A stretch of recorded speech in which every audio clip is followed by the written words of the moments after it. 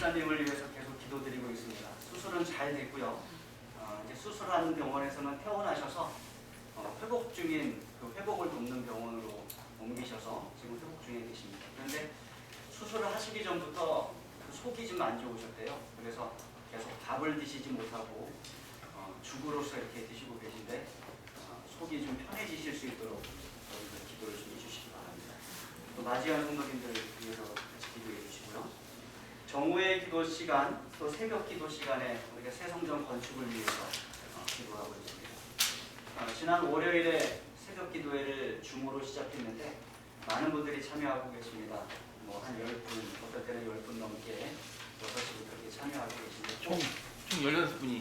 네, 총 16분이 멤버로 계시고 한 10분 정도에서 10분 좀 넘게 참여하고 계십니다. 혹 참여를 원하시는 분들은 최성현 장로님과 저에게 말씀하시면 저희가 그 단톡방에 초대드리도록 하겠습니다. 혹시 새벽 기도에 같은 시간에 같이 하지 못하시더라도 여러분 계신 곳에서 기도하시면 또 하나님께서 우리가 기도하시는 것을 들으실 수 있습니다. 편한 마음으로 또 우리 성전 건축을 위해서 또 여러분의 간구를 위해서 함께 기도해 주시기 바랍니다. 이제 새 성전 건축표 함께 외치도록 하겠습니다. 제가 검은 글씨를 우리 성도님들이 파란 글씨를 외쳐주시기 바랍니다.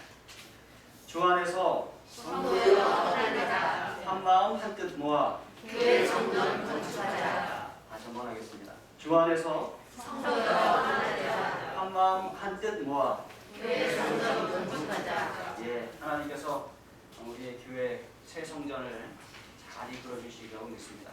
우리가 그에 또 합당하게 잘 순종하여 나가면 올해 안에 이 일이 마쳐지리라 믿습니다. 새 성전 건축과 관련해서 돌아오는 월요일 말고요. 그 다음 월요일에 이제 몇몇 장로님들과 저희가 이제 하태 임원 목사님들과 만나기로 했습니다. 여러분들 그곳에서 이루어지는 의논이 우리 성전 건축에 크게 도움이 될 수 있도록 기도해 주시고 또 성령 하나님께서 이 모든 일을 주관할 수 있도록 기도해 주시기 바랍니다. 이 성전 건축과 관련하여 하나의 일화를 좀 들려드리겠습니다. 우리 새벽 기도 하시는 분들에게는 제가 들려드렸던 이야기인데요. 우리 성도님들은 다 모르고 계시기 때문에 우리 성도님들 계신 자리에서 다시 한번 말씀을 좀 나누도록 하겠습니다. 지난 목요일에 새로운 춘천학회 회기가 시작이 되고 행정위원회가 처음으로 있었습니다. 사실 저는 춘천학회 들어온 지 얼마 되지 않았기 때문에 행정위원회를 참석하게 되리라고는 생각하지 않았습니다. 그런데 하나님의 계획 속에서 행정위원이 돼서 행정위원회에 출석을 했는데 그날 목회자 인사이동건이 있어서 상당히 오랜 시간이 지체되었습니다. 그런데 그때 전화 한 통이 걸려왔어요. 우리 교회 한 여집사님이셨습니다. 받을 수 없어서 제가 행정위원회 끝나고 전화를 드렸습니다. 그랬더니 집사님께서 교회에서 저를 좀 만나야 된대요. 그래서 제가 4시 반쯤 교회로 왔는데 좀 걱정이 되었어요. 만나서 이야기하자고 하면 보통 어떤 일이에요? 뭔가 좀 심각하거나 중요한 일이기 때문에 이렇게 말씀을 하시는 겁니다. 그래서 이게 내가 뭐 잘못한 거라도 있나, 아니면 뭔가 좀 잘못된 일이 있나 이렇게 좀 걱정이 많이 됐습니다. 집사님을 아래 주차장에서 뵀는데 굳이 교회로 올라가지 하시는 겁니다. 그래서 교회로 올라왔습니다. 교회로 올라왔는데 근데 각자 하나님 앞에 기도를 드리고 집사님과 마주해서 이야기를 나누는데 집사님이 정오의 기도를 시작하면서부터 이제 날마다 기도를 드리는데 마음이 자꾸 찔린다는 거예요. 뭐가 찔리셨나 제가 궁금했습니다.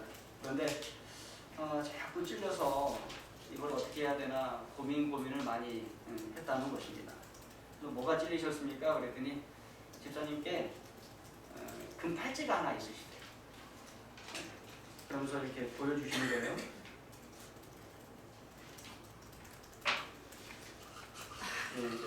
금팔찌가 있다고 저는 처음 봤는데 금팔찌가 하나 있는데 이 하나님 앞에 엎드려서 기도드리면 이거를 새 성전 건축하는데 드려야 되겠다는 생각이 자꾸 머릿속에 오니까 이걸 드려야 되나 말아야 되나 상당히 고민이 되신 겁니다. 특별히 이게 자녀들이 선물로 주신 금팔찌입니다. 그래서 꽤나 고민을 하다가 며칠 동안 고민을 하다가 이제 다른 한 여집사님하고 이 통화할 일이 있었습니다. 교회 관련해서 통화할 일이 있어서 그 여집사님께 이제 털어놓은 것입니다. 그랬더니 그 여집사님 하시는 말씀이 나에게는 반지가 하나 있다. 이렇게 말씀하시는 거예요. 작은 다이아가 박힌 반지가 하나 있다.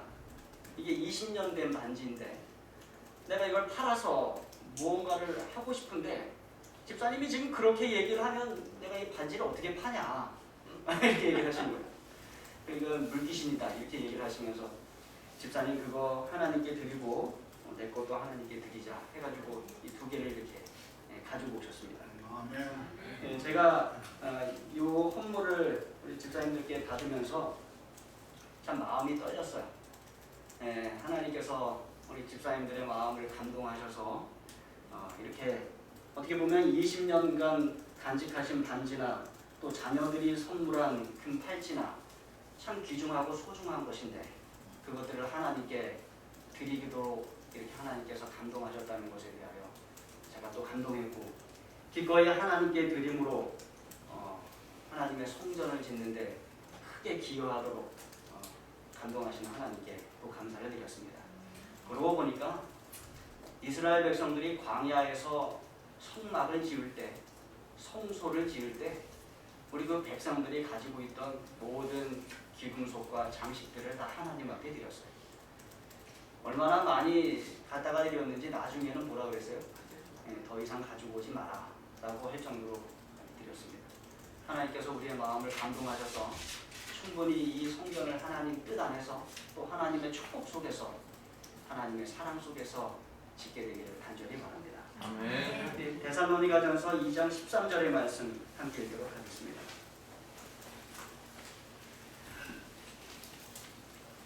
데살로니가전서 2장 13절 함께 읽겠습니다. 시작. 이러므로 우리가 하나님께 끊임없이 감사하며 너희가 우리에게 들은 바 하나님의 말씀을 받을 때에 사람의 말로 받지 아니하고 하나님의 말씀으로 받음이니 진실로 그러하려다. 이 말씀이 또한 너희 믿는 자 가운데서 역사하느니라. 앞서 바울은 자신과 동료들의 선교할 때 가졌던 자세에 대해서 변호했습니다. 제가 지난 시간에 나눈 말씀입니다. 그런데 지금 이 시간에는 글을 쓰면서 바울은 다시 하나님께 감사드린다라고 이야기하고 있어요. 그런데 그 앞에 어떠한 수식어가 붙었는가 하면 끊임없이라는 말이에요. 끊임없이 감사하머니 이렇게 얘기해요. 그도 그럴 것이 사도 바울은 이 편지서를 시작하면서 이러한 말씀으로 시작을 했었습니다. 1장 2절에 있는 말씀입니다. 우리 함께 읽겠습니다. 시작. 우리가 너희 모두로 말미암아 항상 하나님께 감사하며 기도할 때에 너희를 기억하는. 그러니까 여기서도 항상이라는 수식어가 붙었어요. 항상 하나님께 감사하며 이렇게 말합니다. 그리고 3장 9절에 가면 바울은 또다시 하나님께 감사를 드립니다. 3장 9절에 있는 말씀과 함께 읽겠습니다. 시작.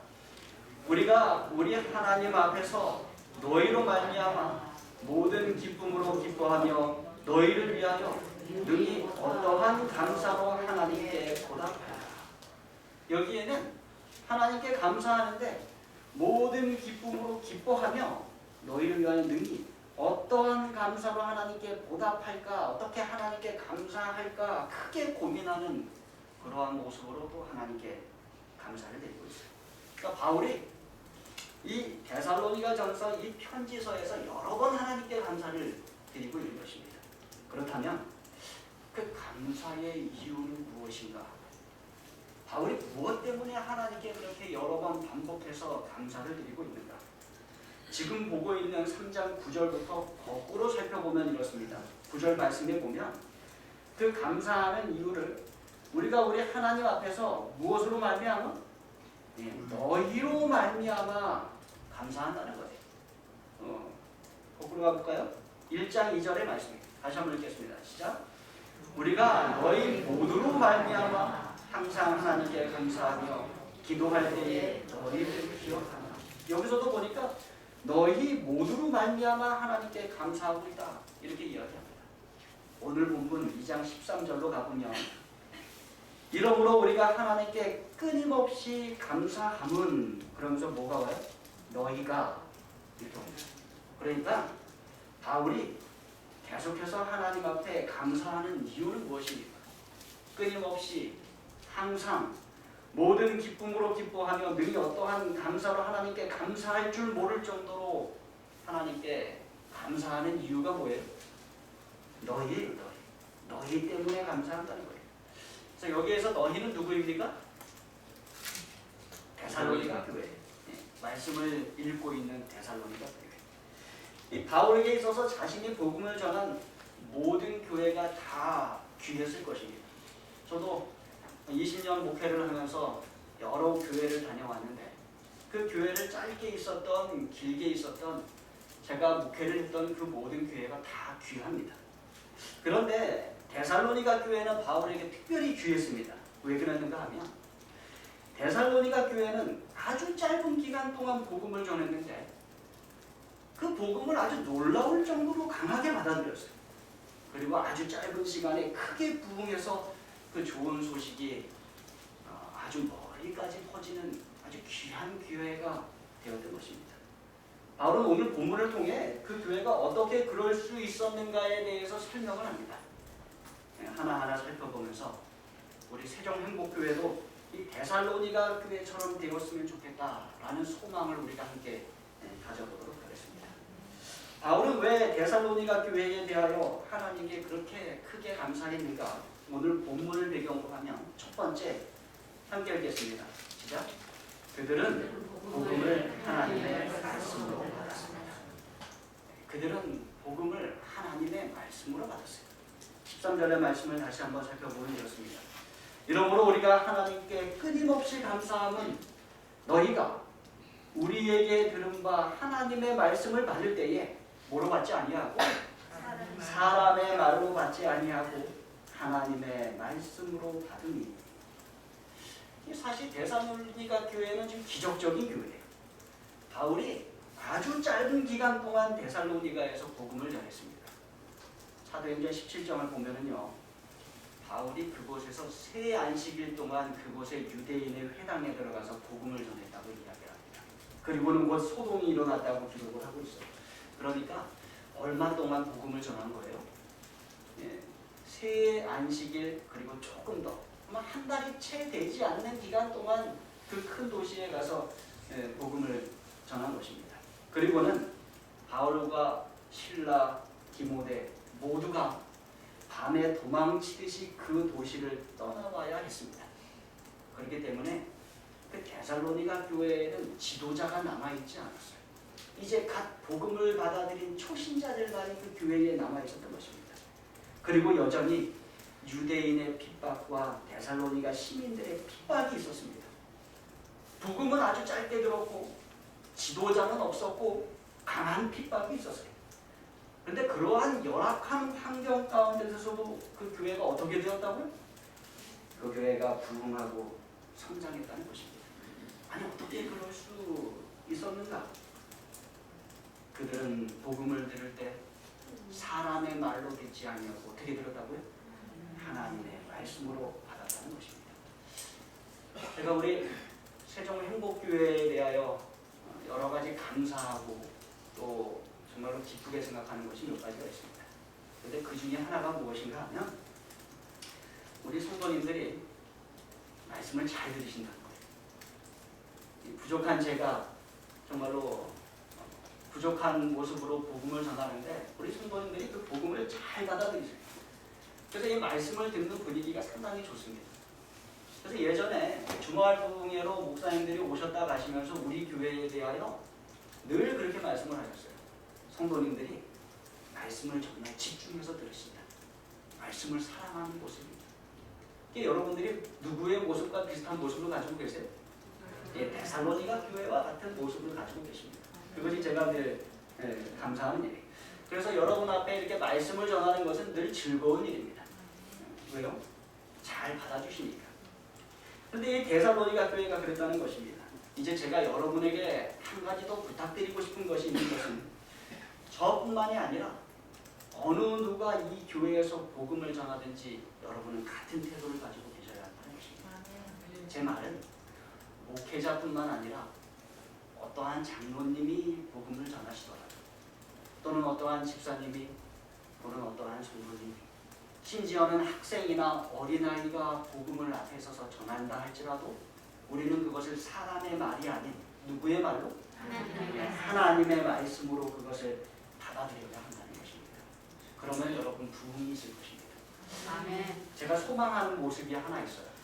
이게 이제 얼마나 빨리 시간 될지 모르겠지만 여러분들에게 지금 한번 말씀드립니다. 금요일날 저녁에 설교를 하거나 우리가 이제 교과 공부를 하고 있지 않습니까?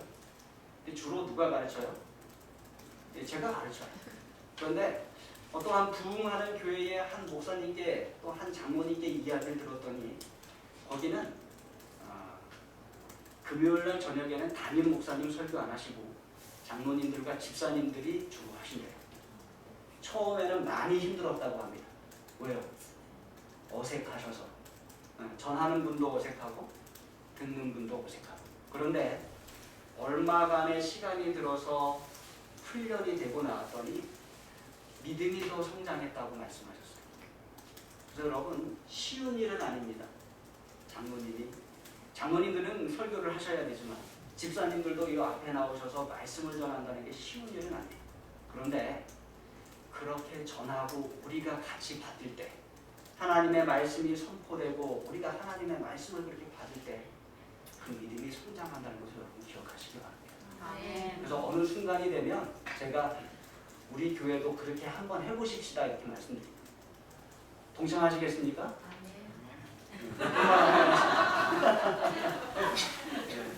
여러분 동참하십시오. 저의 신앙도 잘하고 여러분들의 신앙도 잘하게 될 것입니다.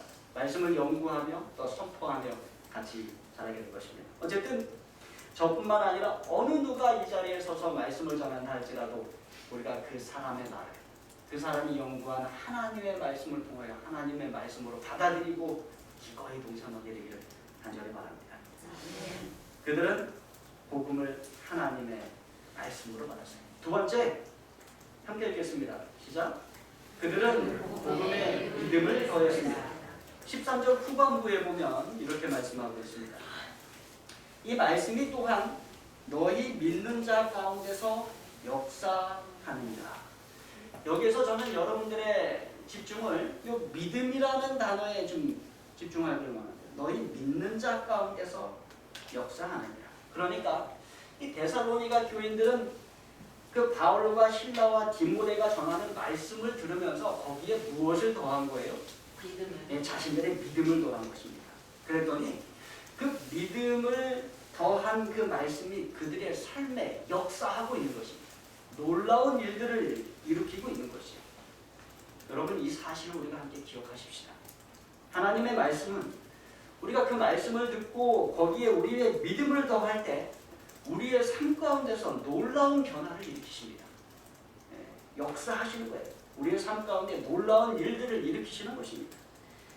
그것을 증명하는 몇몇 성경 구절을 함께 보시겠습니다. 로마서 1장 16절에 있는 말씀입니다. 함께 읽겠습니다. 시작. 내가 복음을 부끄러워하지 아니하노니 이 복음은 모든 믿는 자에게 구원을 주시는 하나님의 능력이 됩니다. 먼저는 유대인에게요 그리고 헬라인에게요. 여기 보시면 복음이 내가 복음을 부끄러워하지 아니한다 이렇게 말하는데 이 복음이 누구에게? 모든 믿는 자에게. 그냥 사람이 아니라 그냥 듣는 자가 아니라 뭐라고 말씀하고 있어요? 믿는 자에게. 믿는 자에게 구원을 주시는 하나님의 뭐가 된다? 능력이 된다. 이게 얘기해요. 그러니까 복음은 믿는 자에게 들어가면 능력이 됩니다. 그런데 복음이 선포되더라도 믿지 않고 그것을 듣게 되면 아무런 능력이 없습니다. 그래서 복음은 믿음으로 받아들여요. 그럴 때 우리가 복음과 함께 능력 있는 파워풀한 그러한 삶을 이 세상에서 살아가는 것이에요. 이것을 역으로 설명한 말씀도 있습니다. 히브리서 4장 2절의 말씀이에요. 함께 읽어보실까요? 시작. 그들과 같이 우리도 복음 전함을 받은 자이나 들은 바 그 말씀이 그들에게 유익하지 못한 것은 듣는 자가 믿음과 결부시키지 아니하리라. 그러니까 복음을 받더라도 유익을 얻지 못하는 사람들이 있다는 것입니다. 복음을 들었지만 하나님의 능력을 체험하지 못하는 사람들이 있다는 것이에요. 어떨 때 그런가? 뭐라고 했어요? 듣는 자가 무엇과? 믿음과 결부시키지 아니할 때 그렇다는 것이에요. 들었지만 거기에 믿음을 더하지 않을 때, 믿음 없이 들었을 때 복음은 힘을 잃게 된다는 것입니다. 그리고 듣는 이들에게는 아무런 유익이 없다는 것입니다. 그런데 데살로니가 교회는 어떠했는가? 1장 5절에 있는 말씀 함께 읽겠습니다. 시작. 이는 우리 복음이 너희에게 말로만 이른 것이 아니라 또한 능력과 성령과 큰 확신으로 된 것입니다. 우리가 너희 가운데서 너희를 위하여 어떠한 사람이 된 것은 너희가 아는 바와 같으리라. 데살로니가 교회에는 그들이 믿음으로 그 복음을 받아들이니까 사람의 말로가 아니라 하나님의 말씀으로 믿음으로 받아들이니까 어떻게 되었다고요? 말로만 이른 것이 아니라 뭐와? 능력과 성령과 큰 확신으로 그들에게 이르러 왔다는 것입니다. 야, 얼마나 놀라운 말씀입니다. 네. 어떻게 그럴 수 있다고요? 네. 듣는 데살로니가 성도들이 그것을 받을 때 하나님의 말씀으로 듣고 믿음을 더했기 때문에 그렇습니다. 사랑하는 성도 여러분, 우리도 말씀을 들을 때 그것을 그저 듣는 데서 끝나는 것이 아니라 그 말씀에 무엇을 더해? 믿음을 더하시게 되길 바랍니다. 믿음을 더할 때 저와 여러분이 상상도 하지 못한 아주 강력한 파워풀한 역사가 우리 가운데 일어나는 여러분 기억하시기 바랍니다. 데살로니가 교인들은 그들이 들은 복음에 믿음을 더했습니다. 세 번째입니다. 바울이 데살로니가 교회를 생각할 때 하나님께 크게 감사한 이유 세 번째 함께 읽겠습니다. 시작. 그들은 고난을 받는 교회가 되었습니다. 데살로니가전서 2장 14절 말씀 함께 읽겠습니다. 시작. 형제들아 너희가 그리스도 예수 안에서 유대에 있는 하나님의 교회들을 본받은 자 되었으니 그들이 유대인들에게 고난을 받음과 같이 너희도 너희 동족에게서 동일한 고난을 받으리라. 사도행전을 보면 교회는 어디에서 시작이 되죠? 예루살렘에서 시작이 됩니다. 유대에 있는 예루살렘 교회가 신약 교회의 시작이고 신약 교회의 어머니 교회예요. 그곳에 초대교회 시작이 있었고 그곳에 성령의 부음이 있었습니다. 그곳에 12사도가 있었고 그곳에서 7 집사가 선출이 되었어요. 뜨겁게 기도하던 120명의 성도가 있었습니다. 그렇게 그들이 말씀을 선포할 때 어떠한 역사가 일어났어요? 하루에도 3,000명, 몇천 명씩 침례를 받는 아주 놀라운 역사가 그 교회에 있었습니다. 그래서 아주 짧은 시간에 엄청난 선교의 부흥이 그 교회 가운데 일어나게 된 것이에요. 그리고는 그 교회가 소문이 널리 퍼져서 다른 지역으로 교회가 복음이 확장되는 놀라운 일들이 일어나게 된 것입니다. 그런데 그 비슷한 역사가 어디에 있었던 거예요? 데살로니가 교회에 있었던 것입니다. 데살로니가 교회의 모습이 누구를 닮았어요? 예루살렘 교회의 모습을 닮았어요. 자녀가 누구를 닮은 거하고 비슷해요? 어머니를 닮은 거하고 비슷해요. 아버지를 닮는 거하고 비슷합니다. 그렇게 닮은 것입니다. 그래서 예루살렘 유대에 있는 교회들을 본받는 자 되었다라고 바울이 그렇게 이야기하고 있는 것입니다. 그리고 바울은 그것을 하나님께 감사하고 있는 거예요. 예루살렘 교회에서 사도들이 복음을 전할 때 성령의 큰 확신과 능력으로 그들에게 복음을 전했어요. 그리고 그들은 환난 중에 기뻐하면서 복음을 받아들였고 또 사도들의 모습을 본따라 그들이 믿음 생활을 했습니다. 그럴 때 그들의 삶에 큰 변화가 일어나고 그 소문이 퍼지면서 곳곳으로 복음이 퍼져나가기 시작한 것입니다. 그런데 데살로니가 교회가 이 예루살렘 교회를 본받은 것입니다. 그랬더니 동일한 성령의 능력이 그곳에 나타났고 동일한 부흥의 역사가 그곳에 나타나고 있는 것입니다. 그런데 데살로니가 교회가 이 예루살렘 교회의 이러한 부흥의 역사만 모범을 삼은 것이 아니라 모두 함께 받는 자가 되었대요. 고난을 받는 자가 되었대요. 고난도 본받는 자가 되었다는 것입니다. 여러분 이 말씀을 읽으면서 좀 그런 생각이 들 때가 있어요. 아니 아무리 본을 받아도 그렇지 본받을 것이 따로 있지 뭐까지 본을 받아요? 고난 받는 것을 본을 받아요. 우리가 이게 모이면 다른 교회 이야기 많이 합니다. 그러면서 이제 본받고 싶은 이야기, 부러운 교회 이야기 뭐 이렇게 많이 해요. 여러분들은 어떠한 교회를 좀 본받고 싶고 어떠한 교회가 좀 부러우십니까? 말씀 좀 한번 해보십시오.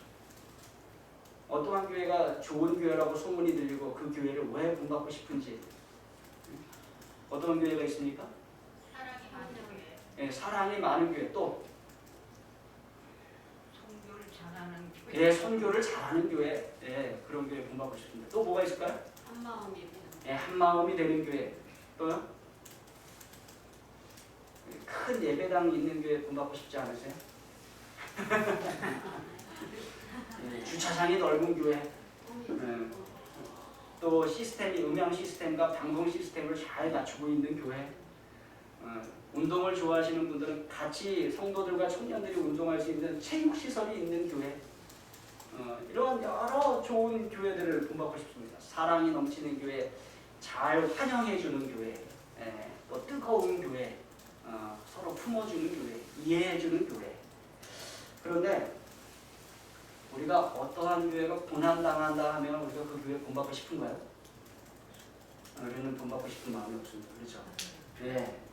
고난은 좀 피하고 싶어요. 어떻게 보면 그 교회가 당하는 고난을 우리는 좀 안 겪을 수 있을까 이렇게 생각을 한다는 것입니다. 그런데 여기 보면 데살로니가 교회는 고난받는 예루살렘 교회의 고난을 같게 비슷하게 그것을 겪고 있다는 것입니다. 참 특이한 것은 바울이 그 모습에 대하여 감사한다라고 얘기한다는 것입니다. 아니 고난을 받는 것에 대하여 뭘 감사를 하고 있을까?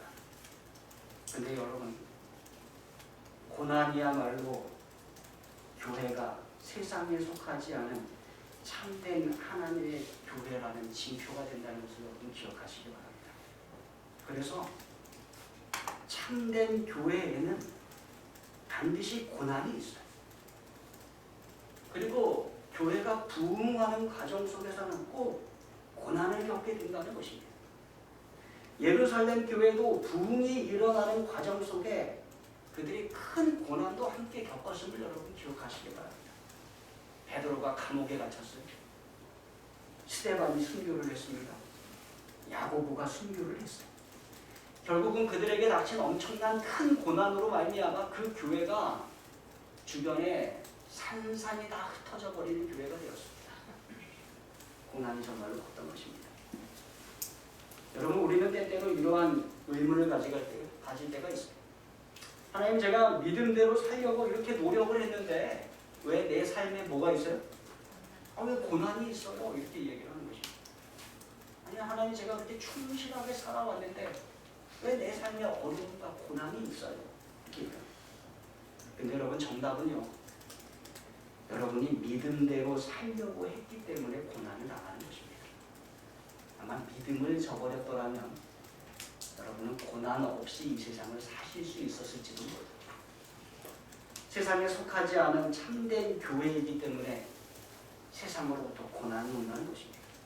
그래서 바울이 이렇게 이야기합니다. 디모데후서 3장 12절에 함께 읽겠습니다. 시작. 무릇 그리스도 예수 안에서 경건하게 살지도 박해를 받으리라. 무릇 그리스도 예수 안에서 경건하게 살고자 하는 자는 뭘 받으리라? 박해를 받으리라. 여러분 이 세상에서 여러분이 예수님 따라서 경건하게 살고자 하면 박해를 피하실 수가 없습니다. 세상이 예수님을 먼저 미워했기 때문에 예수님을 따라가는 저와 여러분도 세상은 미워할 수밖에 없음을 여러분 기억하십시오. 고난은 이상한 일이 아니에요. 로마서 8장 16절로 18절에 있는 말씀입니다. 제가 16절 읽고 17절 읽으십시오. 18절 함께 읽겠습니다. 성령이 친히 우리의 영과 더불어 우리가 하나님의 자녀인 것을 증언하신다니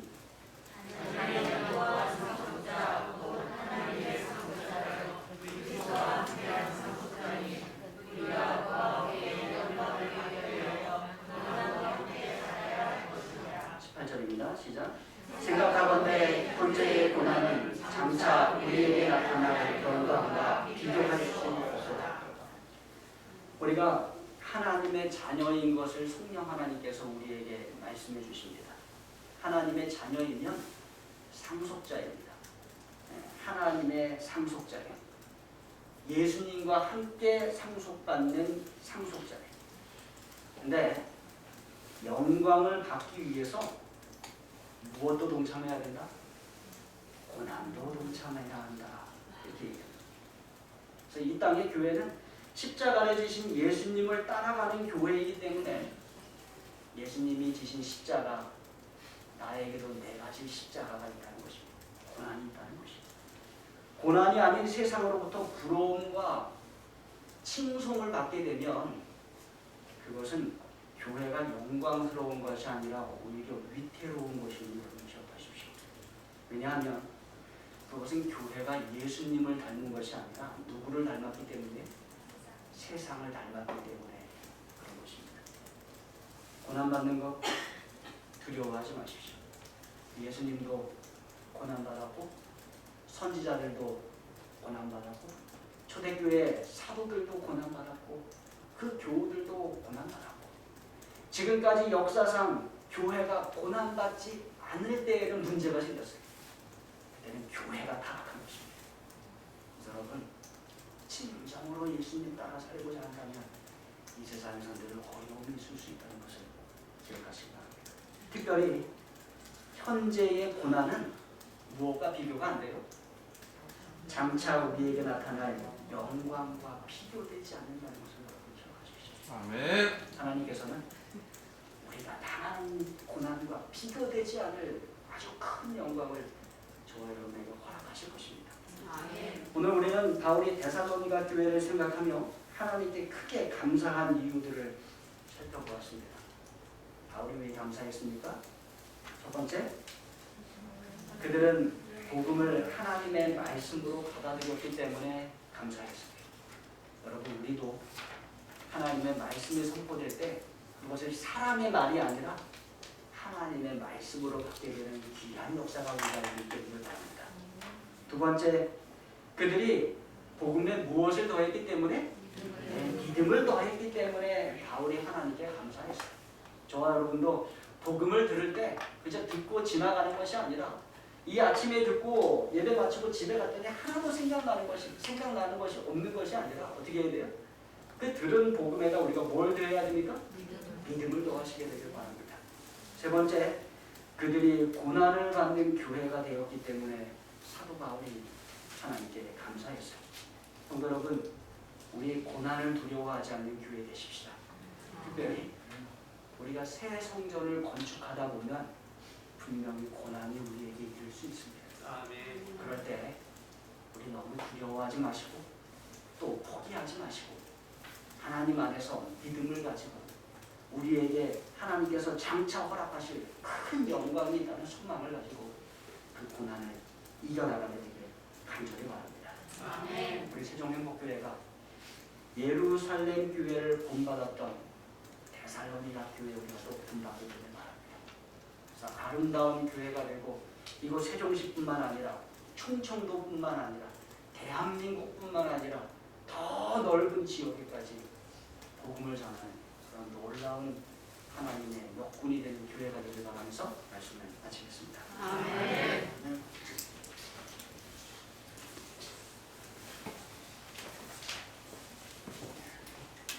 네, 이제 헌금 드리는 시간입니다. 먼저 헌금